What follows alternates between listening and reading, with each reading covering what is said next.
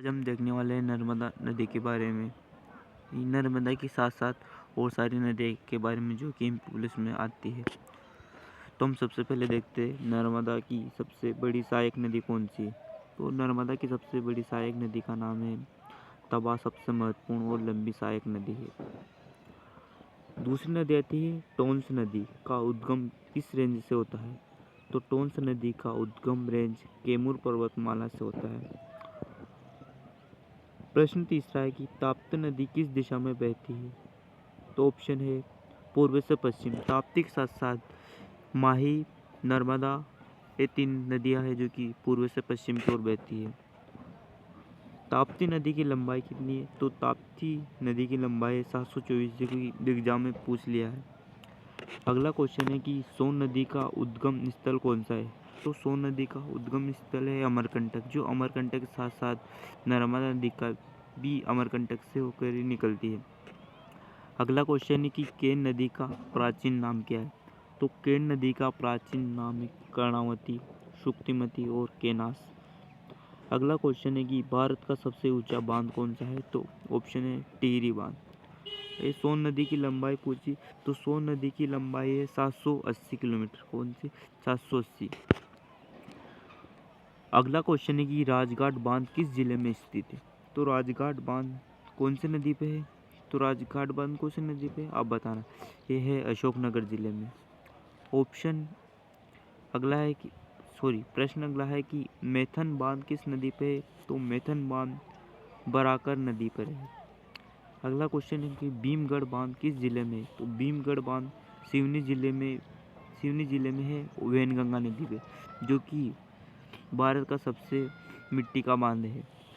अगला क्वेश्चन है कि बाणसागर बांध किस नदी पर है? तो सोन नदी पे। बाणसागर बांध कौन सी नदी पे? सोन नदी पे।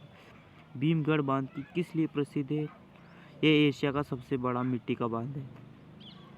अगला क्वेश्चन है कि तवा बांध की ऊंचाई कितनी है? तवा बांध की ऊंचाई है 57.91 मीटर और 190 मीटर है।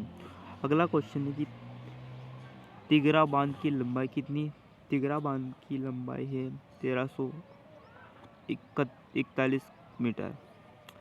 अगला क्वेश्चन है कि माता टीला बांध की ऊंचाई है 33 मीटर। अगला क्वेश्चन है कि राजघाट बांध की ऊंचाई लगभग कितनी है? तो ऊंचाई है 43.8 मीटर। लंबाई है 1720 मीटर। अगला है कि मणिखेड़ा बांध की मध्य प्रदेश के किस जिले में स्थित है? शिवपुरी जिले में।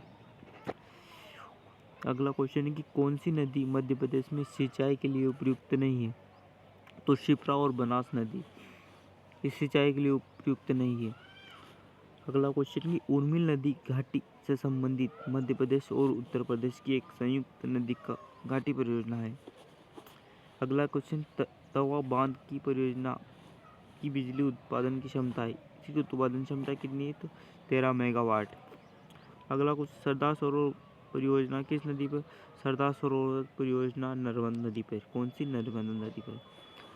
अगला क्वेश्चन है कि नर्मदा नदी पर कौन सी परियोजना स्थित है? तो इंदिरा सागर परियोजना। चंदेराव बांध किस नदी पर स्थित है? ताप्ती नदी पर। लखुंदर सिंचाई परियोजना किस नदी पर है? तो लखुंदर नदी पर। अगला क्वेश्चन मंचकुंडा परियोजना किस नदी पर है? तो मंचकुंड नदी पर। बस आज के लिए इतने काफ़ी है। अगले वीडियो में हम और देखेंगे नदियों के बारे में।